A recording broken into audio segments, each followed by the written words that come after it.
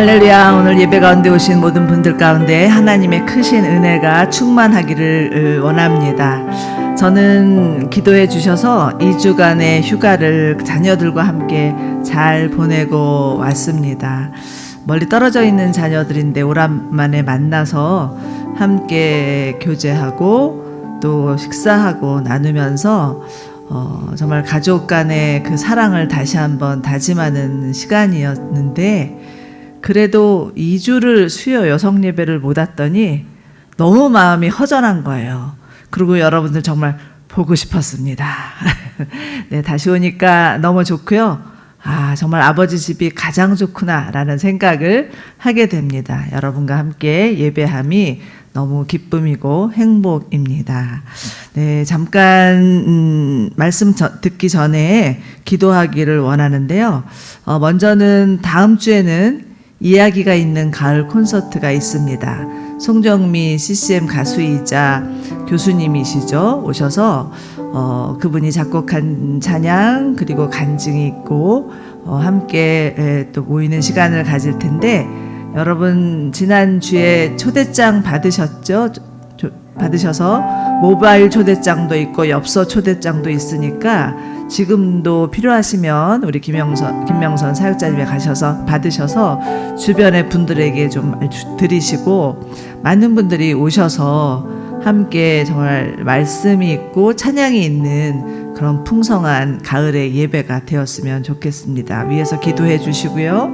또 많은 분들 오실 수 있도록 또 초청해 주시면 감사하겠습니다. 그리고 이번 10월 27일에는 이번 주일에 이재훈 목사님, 이윈 목사님께서 말씀 전해주신 것처럼 한국교회 200만 연합 예배와 기도회가 광화문 광장에서 오후 2시부터 5시까지 열립니다. 모토는 건강한 가정, 거룩한 나라인데요. 이를 위해서 함께 기도하는 시간을 가질 것입니다. 여러분도 잘 아시겠지만 점점 더 전 세계는 이 성 정체성의 문제로 굉장한 혼란을 겪고 있고, 벌써 너무나 많은 나라들은 이 성 문제와 젠더 문제를 구별하면서 많은 혼란을 겪고 있습니다. 법적으로도 이미 허용이 돼서 어떤 경우에는 정말 어린 아이들한테 선생님이 네가 여자인지 남자인지 잘 생각해보라 이렇게까지 얘기를 한다니 너무나 기가 막힌 시대가 되어버린 것입니다. 그래도 우리나라는 아직까지는 그 차별금지법이 통과되지 않은 상황이기 때문에 정말 끝까지 막아서야 되는 것이 우리 한국교회의 영적인 책임이라고 생각을 합니다. 많은 분들 오셔서 함께 기도에 동참해 주시고, 정말 이게 동성혼이 합법화되지 않도록 막아서는 기도가 절실하게 필요하다고 생각됩니다. 우리 이 시간에도 함께 하나님 앞에 기도하였으면 좋겠습니다. 하나님, 정말 이 땅이 거룩한 나라로 건강한 가정으로 세워지게 하여 주시옵소서. 이미 우리에게도 그 젊은이들 사이에서는 정체성의 혼란이 있고 이미 동성애가 허용되고 있는 시점에 있는데, 하나님 분별하게 하여 주시고 하나님의 창조 질서를 막는 그런 사단의 악법들이 통과되지 않을 수 있도록 하나님 우리로 하여금 막아서는 기도가 되게 하여 주시옵시고, 이번 연합 기도를 통하여서 사단의 견고한 진들이 무너지고 이 땅이 거룩한 나라로 건강한 가정으로 세워지게 하여 주시옵소서 라는 마음으로 함께 주여 이름 외치며 기도함으로 나가시겠습니다. 주여, 하나님 아버지, 참으로 하나님께서 대한민국을 세워주셨고 하나님의 법 위에 세워진 나라였습니다. 일제 강점기와 6.25 사변을 거쳐서 모든 고난을 다 통과하면서 하나님을 믿는 자들이 하나님의 이름으로 주 앞에 목숨을 걸고 기도하며 지켜낸 나라였습니다. 하나님, 이제 세월이 흘러서 이 땅 가운데도 하나님의 창조 질서를 파괴하는 악법들을 합법화하려고 하는 사단의 술수와 계계가 있음을 봅니다. 하나님이여, 믿는 자들이 일어서게 하여 주시고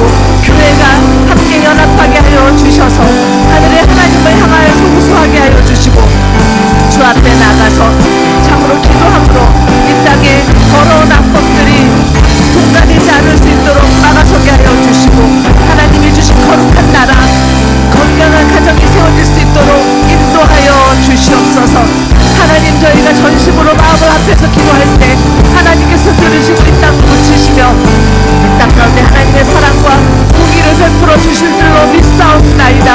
하나님, 저희로 하여금 힘을 합하게 하여 주시고 주 예수 그리스도의 이름을 부르게 하여 주시고 주의 말씀에 근거해서 기도하게 하여 주실 때 사단의 견고한 짓들이 무너지며 더 이상 공중권세 잡은 자 사단이 활동하지 못하는 하나님의 역사가 일어날 줄로 믿습니다.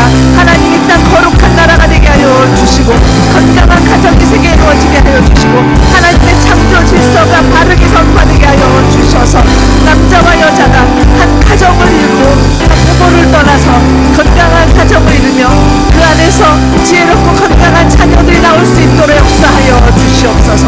하나님 아버지, 저희로 마음을 나게 하여 주시고 시간과 재정과 모든 것을 들여서 주님 앞에 나갈 때 하나님께서 우리의 헌신을 보시고 주님 앞에 회개함으로 나갈 때 주께서 고쳐주신 것을 믿사옵나이다. 하나님, 일하여 주시옵소서. 역사하여 주시옵소서. 하나님의 생명, 하나님의 구원이 이 땅 가운데 임하게 하여 주시고 거룩한 나라로 자리매김하게 주시며 하나님, 다른 나라가 다 무너지고 있는 상황 가운데 이 나라를 지켜주시고 하나님의 악법이 승승하지 않도록 하나님 함께하여 주시옵소서.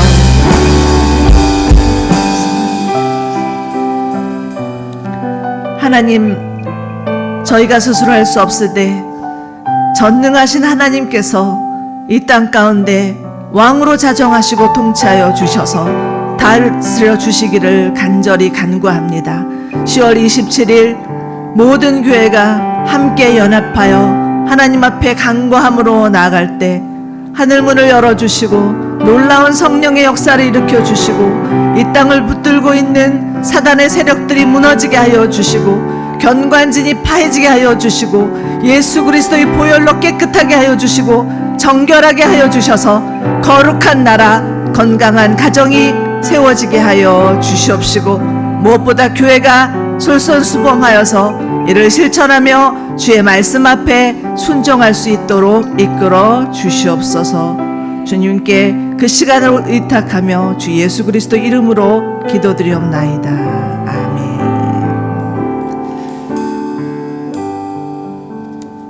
네, 오늘도 하나님께서 주시는 말씀 가운데 크신 은혜가 있기를 간절히 소망합니다. 오늘은 출애굽기의 말씀인데요. 출애굽기는 애굽에서 고통당하던 이스라엘 백성을 구원하시는 하나님의 이야기입니다. 그러나 출애굽기를 단순히 고통 가운데 있던 이스라엘 백성들을 구출하는 구출작전이라고만 생각한다면 큰 오산이라 할 수 있겠습니다. 하나님께서 이스라엘을 구원하심은 그들을 불러내어서 하나님을 예배하기 위함이었고 참 안식을 주기 위함이었습니다. 예수님께서도 이 세상에 오셔서 말씀하셨죠. 수고하고 무거운 짐진 자들아 다 내게로 오라. 내가 너희를 쉬게 하리라. 예수님이 이 세상에 오신 목적은 죄에 빠져서 절망과 분노와 슬픔 가운데 신음하는 자들 가운데 참 안식을 주기 위함이셨습니다. 요즘 젊은이들에게 전도를 하다 보면 예수를 믿는다는 것이 나만 잘 살자고 천국 가는 것이라면 그것은 너무 이기적이고 유치한 것 같아서 예수 믿기 싫습니다라고 말을 하는 그런 젊은이들이 많이 있는 것을 보게 됩니다. 그러나 그것은 하나는 알고 둘은 모르는 소리이죠. 천국은 힘든 현실을 도피하기 위하여서 가는 저 너머의 유토피아가 아닙니다. 하나님을 떠나서 불안과 두려움과 분노와 원망 가운데 살아가는 이들에게 하나님 안에서의 진정한 안식과 안정감과 평안이 무엇인지를 맛보고 그 안에서 참된 쉼을 누리는 것입니다. 여호수아 1장을 보면 여호수아가 백성들에게 이런 말을 하죠. 하나님께서 너에게 안식을 주시려고 이 땅을 허락하셨다. 그리고 가나안과의 전쟁을 다 마치고 나서 땅을 분배하면서도 하나님께서 너에게 안식을 주노라 이렇게 말합니다.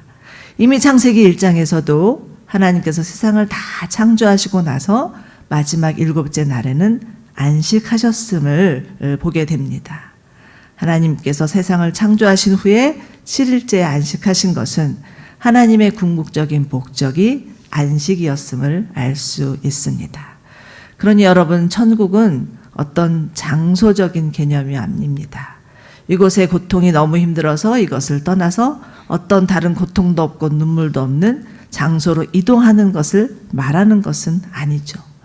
영이신 하나님과 교제하면서 그 안에서 누리는 기쁨과 평안의 삶이야말로 천국의 삶이라 할 수 있겠습니다. 그러므로 우리는 이 땅에서도 천국의 삶을 누릴 수 있습니다. 죽음 이후의 천국은 육신을 벗고 영원히 하나님과 함께하는 삶을 말하는 것이죠. 그리고 이스라엘 백성에게 그 삶을 주기 위해서 하나님께서 모세를 부르신 것이고, 모세를 부르셔서 이제 하나님의 그 위대한 구원을 이루시기 위하여서 일하시는 것입니다. 그러나 모세는 여러 차례 하나님과 신경이를 벌이죠. 하나님, 저는 할 수 없습니다. 저는 갈 수 없습니다. 나는 말이 어눌합니다. 여러 가지 많은 핑계를 대지만 결국은 하나님 앞에 항복하고 이스라엘을 내보내달라는 요구를 하기 위해서 바로를 찾아갑니다. 그런데 여러분 잘 생각해 보십시오. 바로가 모세의 요구를 단번에 들어주었겠습니까? 그럴 리는 없죠. 그런데 오늘 본문을 보면 바로에게 거절을 당하고 그로 인해서 이스라엘 백성에게 노역이 심해지고, 그 노역이 너무 심해지니까 이스라엘 백성들은 모세를 원망하고 그 소리를 듣고 시리에 빠진 나머지 하나님 앞에 기도하는 것으로부터 오늘 본문이 시작됩니다. 22절, 23절을 함께 읽어보실까요? 시작. 모세가 여호와께 돌아와서는 말했습니다. 여호와여, 왜 이 백성들을 학대를 당하게 하였습니까? 왜 하필 저를 보내셨습니까? 제가 바로에게 가서 주의 이름으로 말한 이유로 바로가 오히려 이 백성들을 곤경에 빠뜨렸습니다. 그런데도 주의 백성들을 구해주지 않고 계십니다. 아마도 이스라엘 백성들은 모세와 아론이 그들에게 가서 하나님의 말씀을 전하고 또 이적을 베풀자, 앞으로는 모든 것이 순적하게 이루어져서 우리가 이 지긋지긋한 애굽으로부터 탈출할 수 있겠구나 라고 생각을 했던 것 같습니다. 그런데 막상 뚜껑을 열어보니까 상황은 전혀 달랐어요.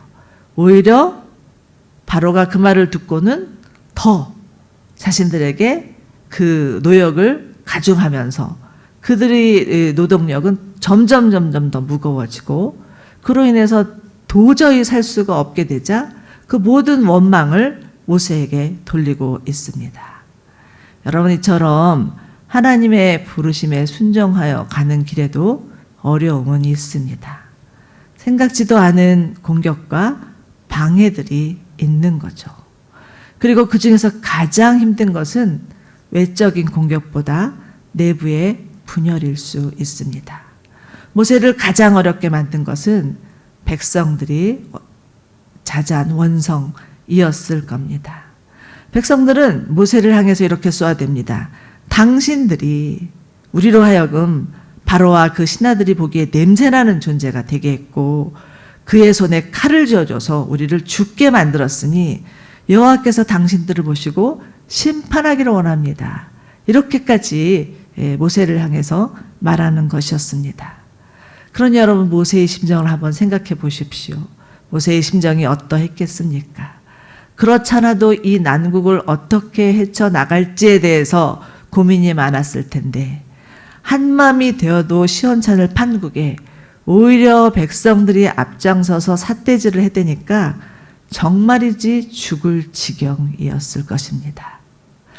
그런데 이러한 일들은 사실은 잘 생각해 보면 모세뿐만 아니라 우리들의 삶에도 일어납니다. 함께 마음을 합하여 가야 할 동료들이 딴소리를 할 때도 있고요. 믿었던 친구에게 뒤통수를 맞을 수도 있고요. 옆에서 지지해 줘야 될 동력자에게 비난의 말을 들을 수도 있고요. 배신을 당할 수도 있습니다. 이번 로잔 대회를 위해서 저희가 인천 온누리교회 가서 중보기도를 하러 갔는데 그때 마침 유기성 목사님이 오셨었어요. 그러면서 목사님이 하시는 말씀이, 제가 이번 로잔 대회를 기점으로 해서 평생 얻어먹을 욕보다 더 많은 욕을 먹었노라고, 심지어는 어떤 사람들은 자신을 향해서 사단의 괴수라고까지 얘기를 했노라고, 정말이지 너무 기가 막혀서 도대체 어떻게 이거를 받아들여야 될지 모르겠었노라는 말씀을 하셨습니다. 이처럼 여러분, 하나님을 위해서 살겠다고 작정하는 순간부터 영적 공격은 시작됩니다. 그리고 외부의 공격보다 내적인 공격이 더 힘들 수 있습니다. 그러나 반면 이와 같은 공격이 있을 때, 지금 내가 하고 있는 일이 하나님 나라에서 매우 중차대한 일이구나 라고 깨달을 필요가 있습니다. 여러분, 잘 생각해 보십시오. 하나님께서 이스라엘을 애굽에서 구원해내는 일이 장차 하나님 나라에서 얼마나 중요한 일이었겠습니까? 비단 이것은 이스라엘뿐만이 아니라 앞으로 있을 모든 열방의 구원의 시작점일진데, 사단이 가만 있을 리가 없겠죠. 어떻게 해서든 막아서려고 길을 쓰고 달겨드는 것이 당연할 것입니다.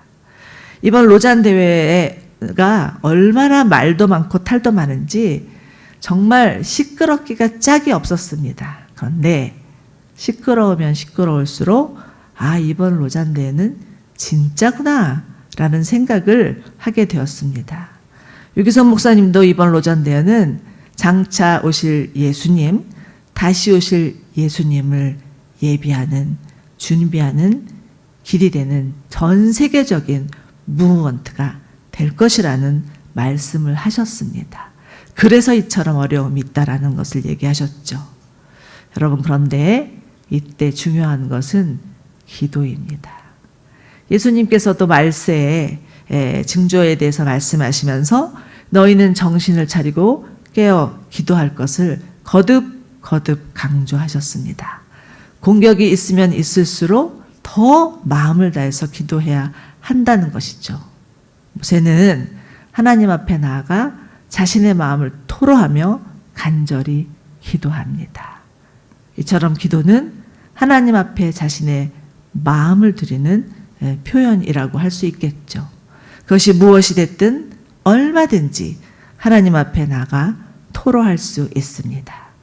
사무엘의 어머니 한나가 자신의 그 자녀의 문제로 인해서 가정에 불화가 생겼을 때 하나님 앞에 나아가 간절히 기도합니다.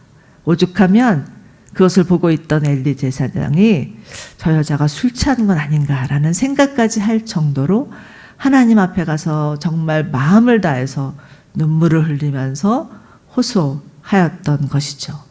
만약에 내 마음이 지금 썩어 문드러져 가고 있는데 아무 일 없었다는 듯이 마치 그 공중석상에서 대표 기도를 하는 것처럼 기도한다면 그것은 위선적인 기도일 수가 있겠습니다.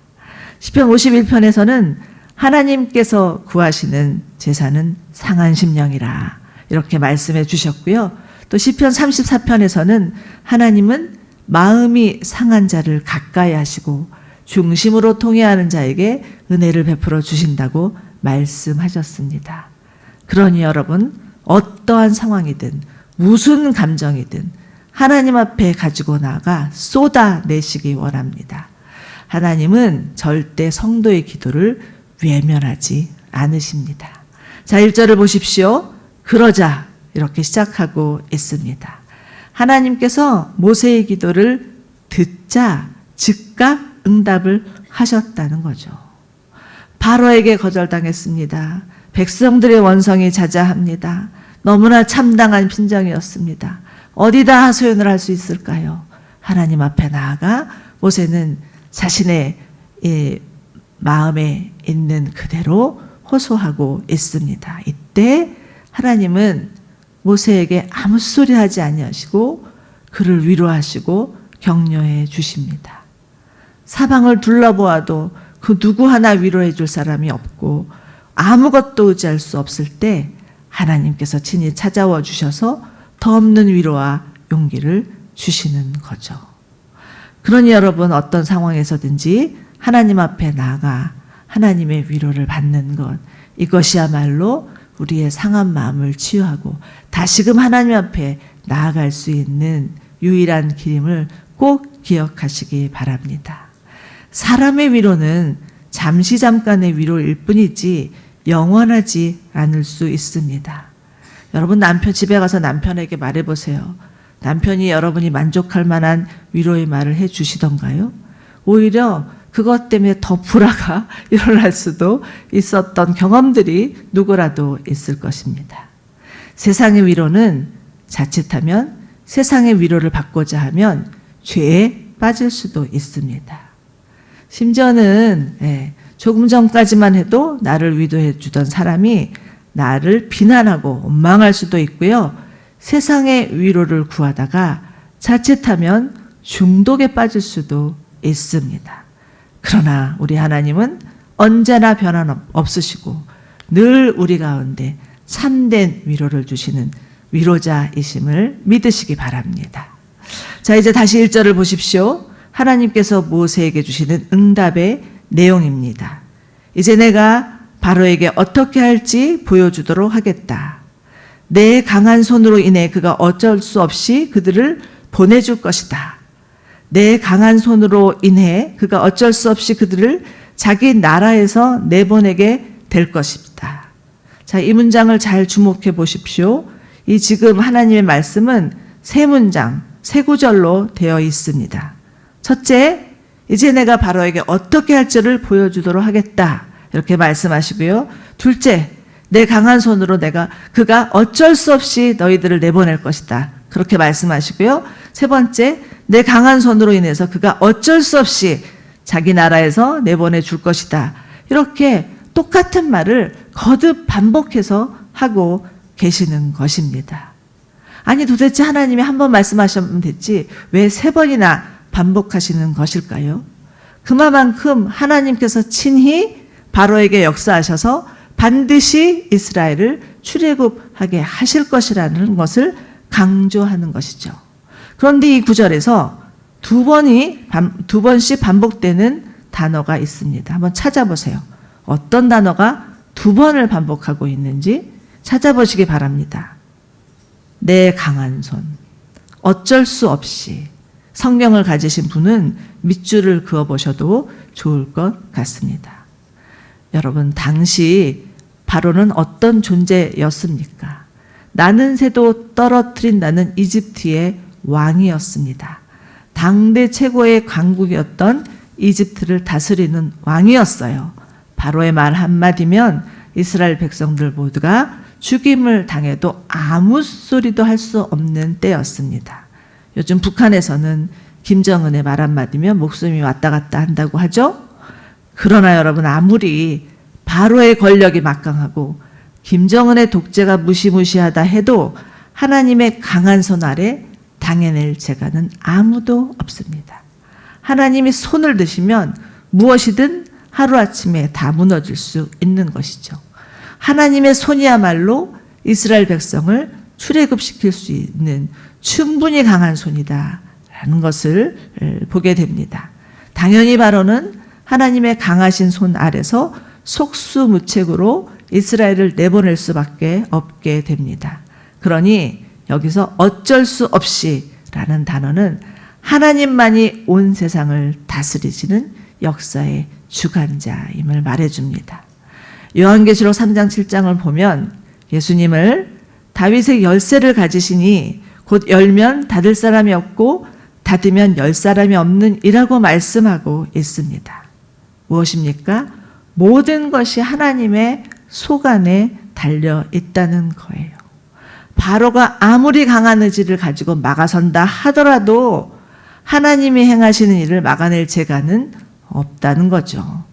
지난 그 로잔대의 첫날 어느 그 이태리 여성 사역자가 나와서 하신 말씀이 있었는데 그 말씀이 참 제 마음에 감동으로 남았었습니다. 어떤 말을 해줬냐면 이분이 유럽 분이에요. 그러면서 거기 있는 5천 명의 사람들에게 여러분, 지금 많은 사람들은 유럽의 교회가 다 죽어가고 있다고 말을 하지만 유럽의 교회는 절대 죽지 않았습니다. 하나님이 교회의 주인이시기에 교회는 예수 생명을 가진 공동체이기에 죽을 수가 없습니다. 만일 죽었다 하더라도 다시 부활할 것을 믿습니다. 유럽의 교회는 반드시 살아날 것이고 마지막 때에 부흥이 있을 것입니다. 라고 확신에 차서 이야기를 하더라고요. 그 모습이 얼마나 아름다웠는지 저는 그 말씀을 들으면서 우리가 얼마나 사람의 생각에 갇혀 있는지 또 우리 눈에 보이는 대로 판단하고 있는지 회개하는 마음이 들었었습니다. 여러분, 다 죽은 것 같고요. 소망이 다 끊긴 것 같아도 생명이신 하나님이 우리와 함께 하시면 살아날 수 있고 살아날 뿐만 아니라 우리가 예측할 수 없는 놀라운 변화와 부흥이 있을 것을 믿으시기 바랍니다. 그렇기 때문에 눈에 보이는 대로 판단하거나 모든 것이 끝났다고 함부로 말해서는 안 되는 거죠. 난 절대 안 돼. 우리 아이는 이제 가망이 없어.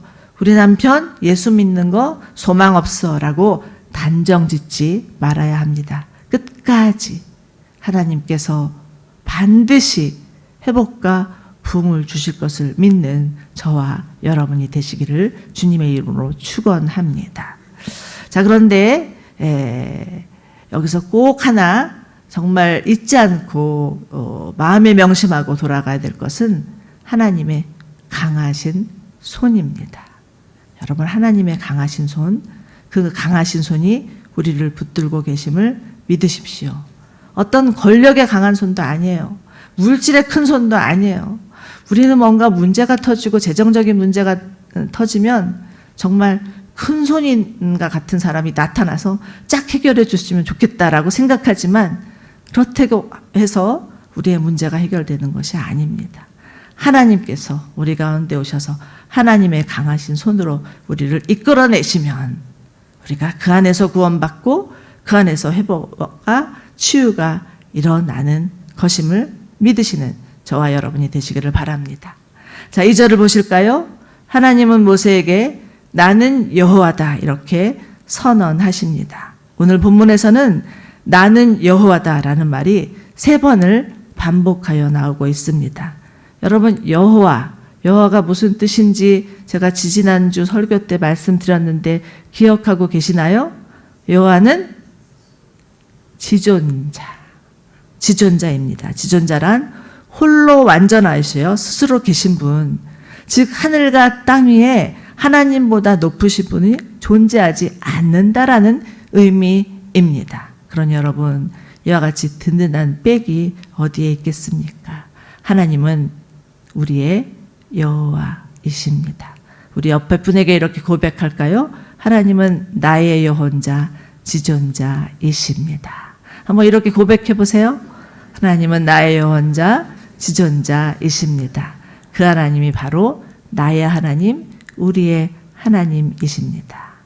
그러므로 우리 가운데 소망이 있는 것은 하나님이 우리의 지존자이기 때문입니다. 지존하신 하나님께서 우리의 삶을 책임지시고 이끌어 가시는 거죠. 비록 지금 나의 삶 가운데 여러 가지 많은 재정적인 어려움이 있고 관계의 어려움이 있고 건강의 어려움이 있다 할지라도 하나님 우리 체질을 아시고 우리 형편을 아시고 우리 처지를 아셔서 가장 적합하게 가장 좋은 것으로 인도해 주실 것을 믿기를 원합니다. 그런데 이때 필요한 것이 바로 지존하신 하나님에 대한 절대 믿음입니다. 믿음이 없이는 하나님의 구원을 얻을 수가 없는 거죠. 히브리서 11장을 보면 믿음장이죠. 그중에서 모세의 믿음에 대해서 한번 다시 읽어보기를 원하는데요. 이렇게 기록하고 있습니다. 히브리서 11장 24에서 26절이죠. 함께 읽겠습니다. 시작. 믿음으로 모세는 다 자란 후에 바로의 딸의 아들이라 부리는 것을 거절했습니다. 그는 잠시 죄의 쾌락을 즐기는 것보다 오히려 하나님의 백성과 함께 고난받기를 더 좋아했습니다. 그는 그리스도를 위해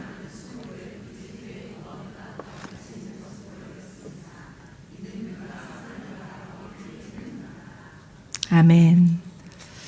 그렇지만 모세가 처음부터 이와 같은 믿음을 가졌던 것은 아니었던 듯 싶습니다.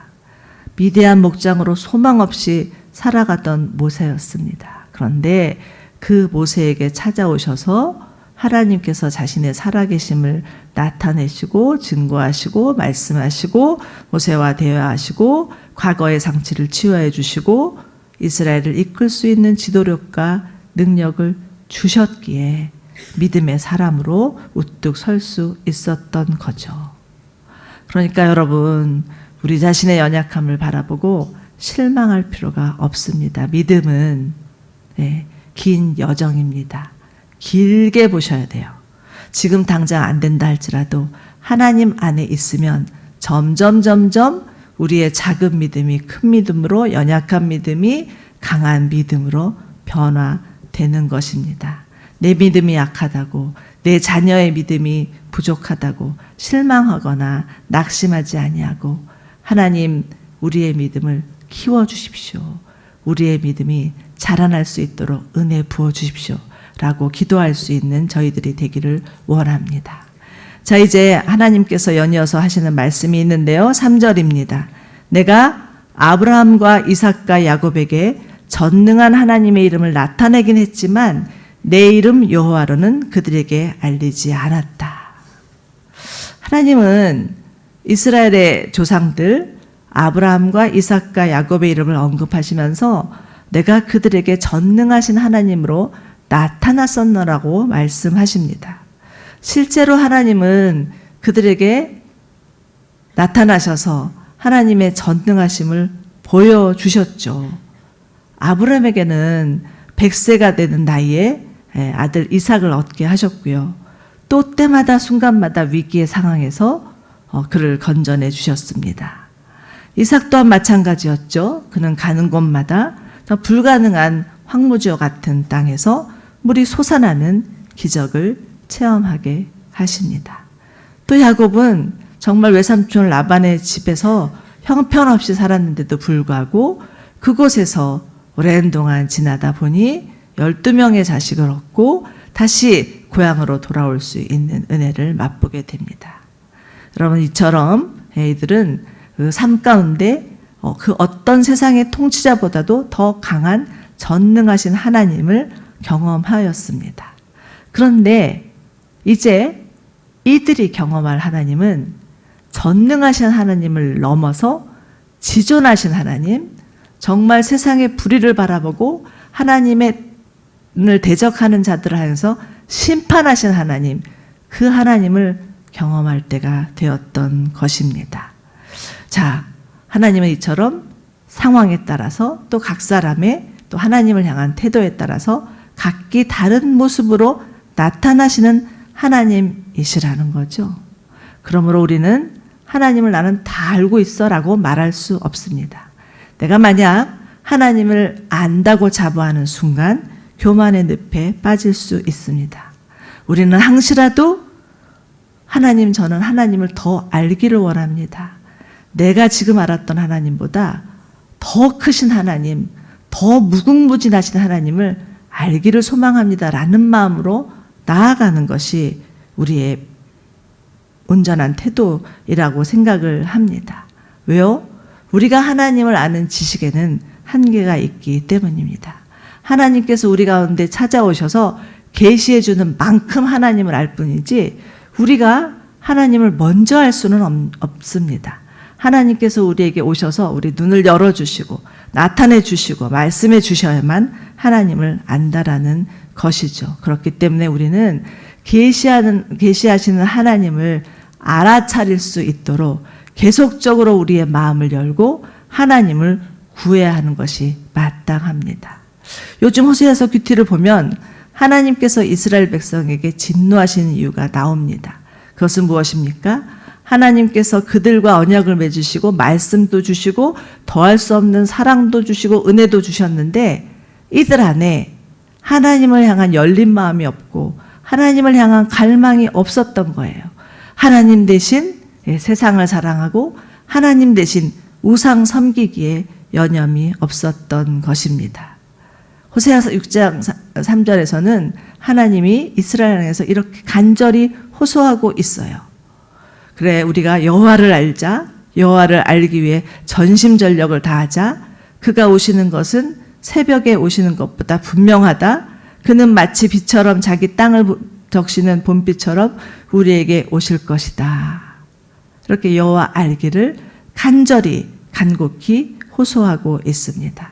바라기는 우리 모두 가운데 하나님을 아는 지식이 날로 날로 커져서 우리가 우리의 마음과 시간을 주님 앞에 드림으로 하나님을 알아갈 수 있는 저희들이 되기를 소망합니다.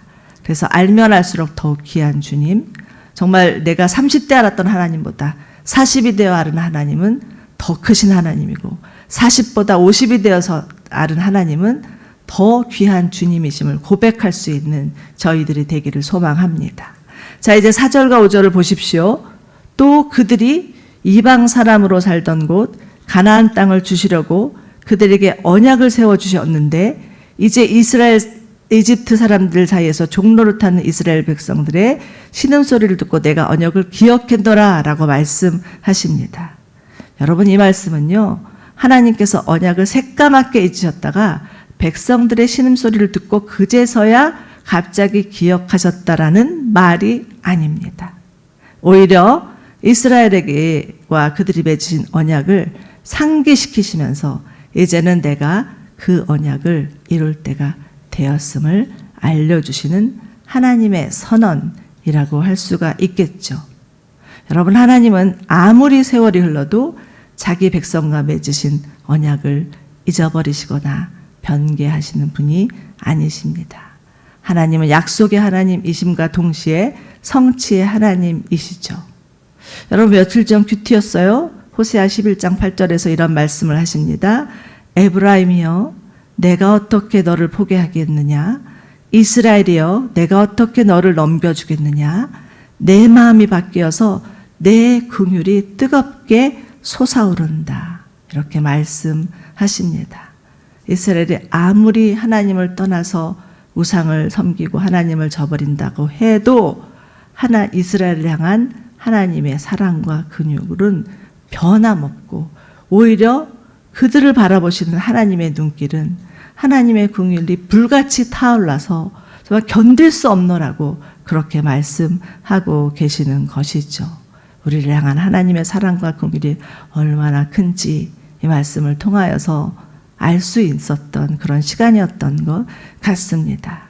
그런데 우리의 삶이 조금 힘들어지고 상황이 복잡해지면 하나님 혹시 나를 잊으신 건 아닌가? 하나님이 나를 기억하시지도 못하는 건 아닌가? 라고 하면서 두려워하고 전전긍긍합니다. 그러나 여러분, 하나님은 절대 우리를 잊지 않으십니다. 그리고 그 잊지 않으신다는 것을 어떻게 우리에게 보여주시냐? 말로만 하시는 것이 아니라 행동으로 나타내 주신다는 것입니다. 6절과 8절인데요. 우리 함께 읽겠습니다. 시작. 그러므로 이스라엘 자손들에게 말하여라. 나는 여호와다. 내가 너희를 이집트의 압제에서 꺼내고 그 속박에서 건져줄 것이다. 내가 곧 쭉 뻗은 팔과 큰 심판으로 너희를 구원해 줄 것이다. 내가 너희를 내 백성으로 삼고 나는 너희의 하나님이 될 것이다. 그러면 내가 너희를 이집트 사람들의 압제에서 꺼내준 너희의 하나님인 줄 너희가 알게 될 것이다. 그리고 내가 아브라함과 이삭과 야곱의 맹세한 땅에 너희에게 줄 것이다. 내가 그것을 너희에게 주어 너희의 유업이 되게 할 것이다. 나는 여호와다라고 말이다. 하나님은 장차 일어날 이집트의 재앙을 통해서 이스라엘을 구속하시겠다고 말씀하십니다. 즉 앞으로의 재앙은 악한 바로와 애굽을 심판하시기 위한 하나님의 섭리이자 이스라엘을 구원하시기 위한 하나님의 구원 사건이라는 거죠. 그리고 실제로 이집트의 심판을 통해서 이스라엘을 구출해 내셨습니다. 이것이 바로 출애굽의 구원 사건이죠. 그러므로 우리는 이렇게 적용해 볼 수 있겠습니다. 지금 이 땅에서 일어나고 있는 전쟁, 기근, 기후위기 등등 여러 가지 많은 재앙과도 같은 사건들, 또한 우리의 삶 가운데서 일어나는 재앙이라고 생각하는 사건들, 이 모든 것이 다 하나님의 섭리와 계획 안에 있다라는 거예요. 그리고 하나님의 심판 뒤에는 심판으로 끝나는 것이 아니라 반드시 하나님의 구원이 담겨져 있다. 이것을 잊지 않아야 합니다. 하나님은 이스라엘만 구원하기 위한 게 아니었어요. 그 애굽의 그 혹독한 10가지 재앙을 통해서 이집트도 구원하기를 원했던 거죠. 실제적으로 이스라엘 백성들이 출애굽할 때 이스라엘 백성들을 따라 나온 이방 민족이 얼마나 많았는지 성경에 기록되어 있습니다. 그런데 너무나 안타깝게도 사람들은 우리가 지금 당하는 재앙을 보고서 보고 있는데, 눈에 보고 있는데도 하나님을 생각지 않습니다. 재앙의 근원이 하나님께 있는 것을 모르니까 하나님이 왜 이 재앙을 주셨는지조차도 생각지 못하고 그냥 두려워하고 어떻게 인간적인 방법으로 해결하려고 가진 수를 다 쓰지만 그래봤자 그 재앙을 피해갈 길이 없다라는 것입니다. 결국은 재앙 때문에 멸망하고 마는 것이죠.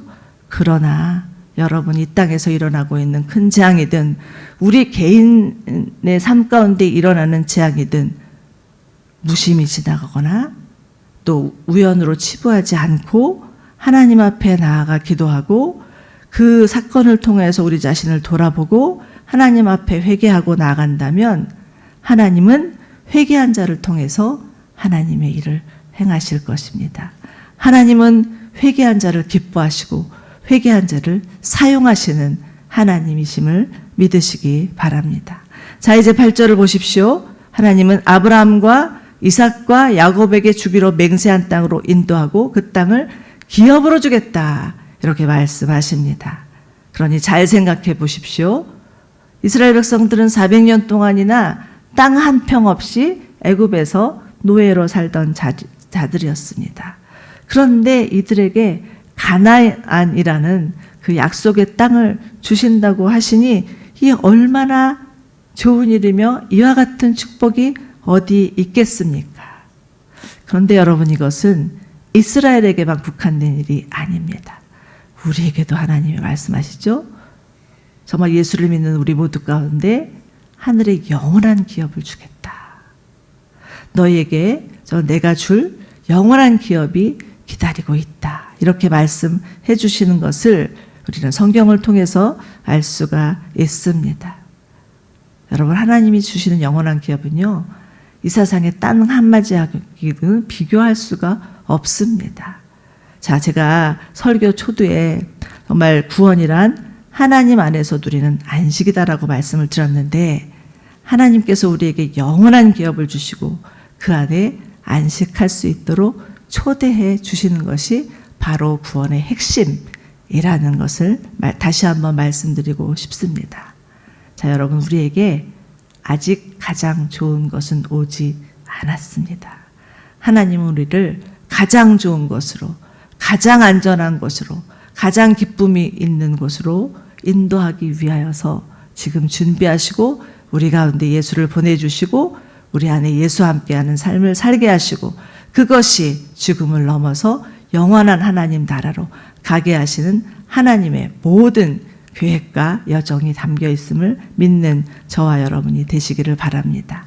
그렇기 때문에 지금 비록 우리의 삶 가운데 고통이 있고 어려움이 있고 슬픔이 있다 할지라도 그것 때문에 낙심하고 이것이 끝이구나 라고 생각하지 아니하고 하나님, 아직 가장 좋은 것은 오지 않았습니다 라는 마음으로 하나님을 기대하고 인내함으로 참아내는 저와 여러분이 되시기를 바랍니다.